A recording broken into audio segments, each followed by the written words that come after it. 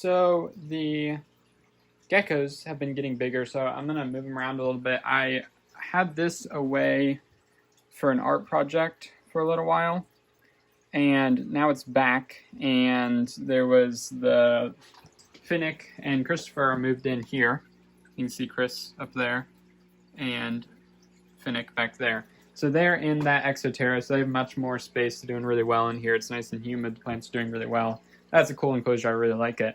But now I have this one that's empty, and I wanted to utilize the space. So I put the next eldest in here, which is this guy, and he doesn't have a direct sibling or a clutch mate because that one, let's see, it didn't hatch properly, and then I think it didn't make it out of the egg on its own, and then it kind of passed away in the egg.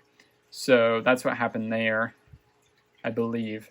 So he's alone, and the two that he's been in with are these two, but these two aren't quite the size of him. They're big, but I wouldn't feel comfortable putting them in that 5-gallon yet, just because I know I'd have to find them, and I feel like it would be easy to not be able to find them. Well, I feel like I'm not going to be able to miss the bigger guy there. So to make things a little bit easier on me, I think what I'm going to do is, these guys are very similar in size, and they actually, two of them came out right at the same, I want to say before. Yeah, right before those two hatched. So this is Goliad and then its sibling right here, and those are the first Darwin babies. And as you can see, these guys are really kind of similar in size. That one's kind of smaller than them, I think. There's one in here that's like the same size as them, if not bigger, and then there's one a little bit smaller. And these guys, all three of these are actually older than the Darwin babies, but Darwin babies seem to come out larger because Darwin's bigger than Teddy, which is the one that, yeah, both my females have male names, essentially. Teddy's a female name, but Darwin definitely isn't. So that's why I'm calling them Darwin babies. There's Darwin. She is pretty big, so her babies come out big. But I'm just going to put all 5 of them in here, and I think they'll do just fine like that. And then we have the last one, and this one's older, like a month older than all of them, and yet it's really small for some reason. Its clutch mate was infertile, so then there's only one of it, so that's why there's 5 together here. But as you can see, not a big guy. And then we're just going to close that off. And then the next 4 that hatched are up here. Those are these guys right here, so they're going to be smaller than all of them. But these 4 are together, as you can see. So these are 2 Darwin babies and 2 Teddy babies. Okay, so then these 4 are fine. We're going to leave those in there. So we have 5, 4, 1, and then these 2 are the newest Teddy babies. And I have the eggs that are from Darwin, and they should hatch pretty soon.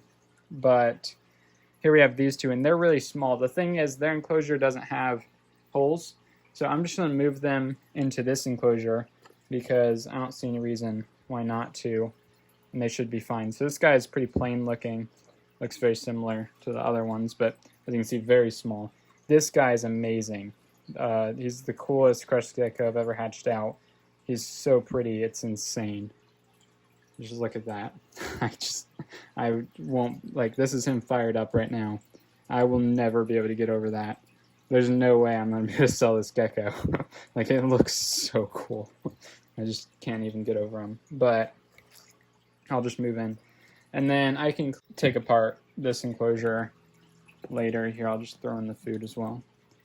And then it looks like there's all those guys got out. So I can clean all that up a little bit later. But now I'm back to only cleaning 3 enclosures, which makes it easier because then I'll have 2 enclosures to put them in while I clean their enclosures, because I'm fine with putting in, I don't know, where are the 2?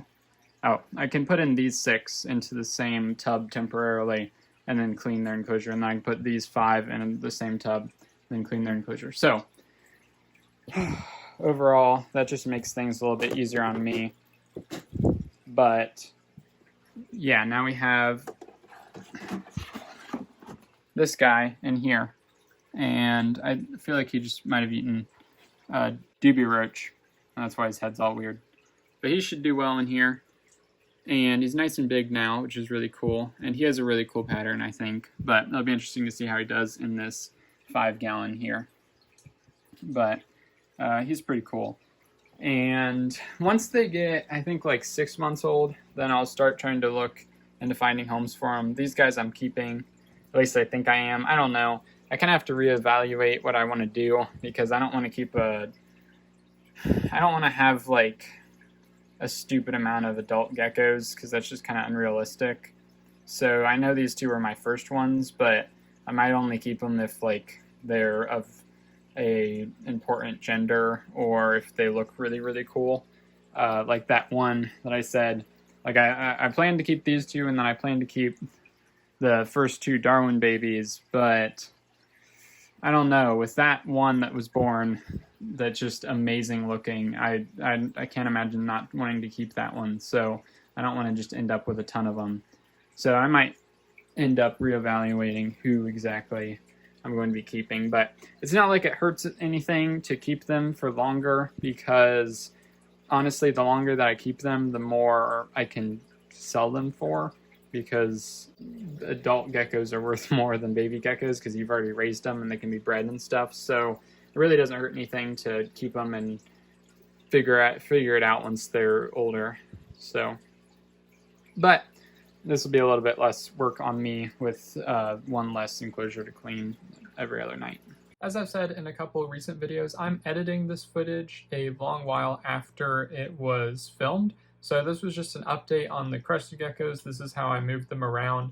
I always want to have the least amount of enclosures, so then I can keep them the cleanest that I can. So that is just something that I do even still, but I can answer some of the questions I had in this video with what I've actually done. I did not end up keeping all 5 of the geckos that I said I would. I kept 3 of them. Basically, I kept Goliad, but I sold off her sister. I kept Jasper, who was named Finnick, but is actually a female, and I sold off Chris, who was also a female. I ended up keeping the gecko that didn't look like any other ones, the one that wasn't growing very well. Its name was Orange, but now it's Minerva. It's also a female, and it is growing to adult size. It's just taking longer for whatever reason. Then I ended up keeping Bojack, which is that really, really pretty one, who was named Pantora, but then turned out to be male. So basically I never get the names right, and that's just how it's been. I want to clarify that I feed and clean the enclosures every other day. So in this video, there's definitely poop that you saw with me just moving geckos into enclosures that already had poop in them, and I didn't clean it because I was either going to clean it that night or the next day. So that is why I did it like that. But at this point with keeping the geckos, what I used to do was I would just take all the geckos out, take the enclosure, the tub, and just spray it down in my shower.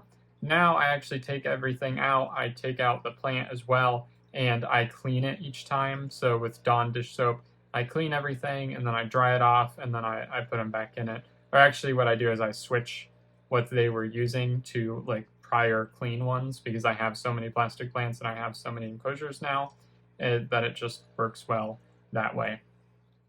But that's pretty much it for this video. So I hope you enjoyed. If you did, like it down below. If you have any comments or concerns, comments below. And if for more content, then please subscribe.